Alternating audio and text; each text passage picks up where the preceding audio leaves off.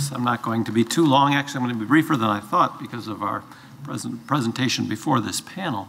I guess the thing I wanted to address, and it was something that was puzzled when I got the invitation, was the very title, The Character of God in the Hebrew Bible. Because the way the Hebrew Bible works, at least the term, that is, works in the discipline that I'm engaged in, which is the study of the Hebrew Bible, Old Testament, is that it's a term, we might want to say, a compromise term that allows Jews and Christians to speak about a similar set of texts in a way that's religiously neutral. But when you want to address the text that for you is authoritative scripture, Hebrew Bible is a very strange term. I remember actually once being, I've consider Jewish studies to be perhaps 50% of my specialization. I was a fellow at the Institute for Advanced Study at the Hebrew University in the fall of 2001, and there was a story in Haaretz, the national paper, about a scholar in the United States.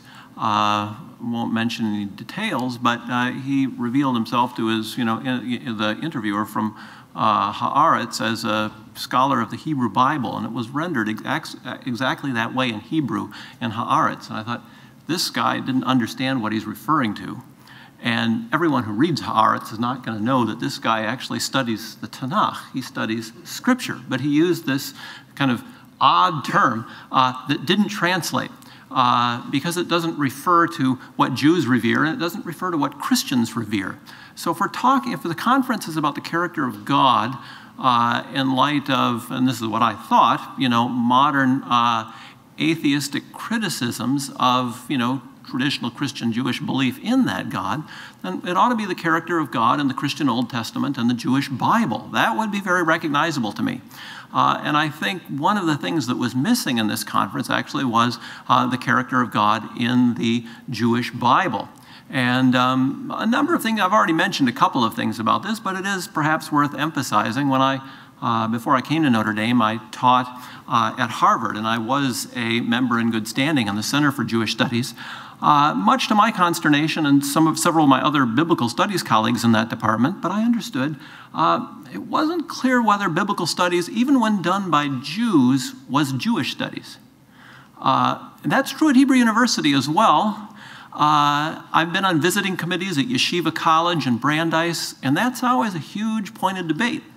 Is this Jewish studies? I think this is just the history of the ancient Near East. So that's an important thing, I think, to bear in mind. We haven't really heard Jewish voices here. It was a question that was raised, actually, to your lecture. I thought the Hebrew Bible was the Jewish Bible, or Nick Waltersdorf, you must read Joshua all the time. I think people are surprised to know that traditional Jews don't read the Bible that way. They read the Bible, as I mentioned before, through the Talmud. There's a great book on the Jewish canon by Moshe Halbertal. I highly commend if people want to educate themselves quickly on the notion of canon. Teaches Jewish philosophy at Hebrew University. He makes the remark that, in traditional Jewish culture, the Bible is an object of extraordinary reverence. When they take it out of the Torah scroll on Shabbat, they raise it. They bring it around the room and people kiss it, never touching it frequently directly with their hands, but with their talis, their prayer shawl, or their prayer book. And then it's meticulously read. If you make a mistake, you're corrected, put back where it belongs, but it's not the object of study with the sense of we're going to make now crucial theological decisions on the basis of what Deuteronomy X says. The book of study is the Talmud. The Talmud's full of biblical material, but that's the window into the Bible. We had some of this problem also with Christianity, the relationship of the two testaments, the understanding that somehow the new trumps the old's primitive, the new is not.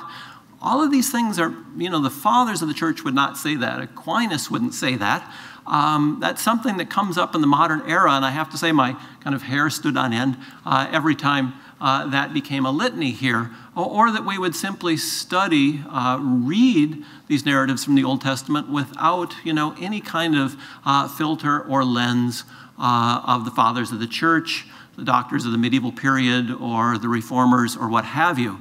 Now, within traditional Catholic Christianity, of course, all of those carry considerable weight, more than they do within Protestantism, but Catholicism isn't quite as doesn't quite as far on, the terms of tradition that Judaism does. But there are big differences within also the Christian community, I guess I want to emphasize here, as to what's going to be the way the Bible is read and what's going to be deemed authoritative. And none of that was really touched on here. There was just a kind of implicit sense that we just open up the quote-unquote Hebrew Bible and begin to enumerate on a whiteboard the problems. And that's intellectually interesting, but I think it's important to know that's not really, you're not really reflecting what the Bible is natively within the tradition with which Jews and Christians read it as a sacred book. I guess I was going to say more, but I think much of it was provided earlier, so I'll leave it at that.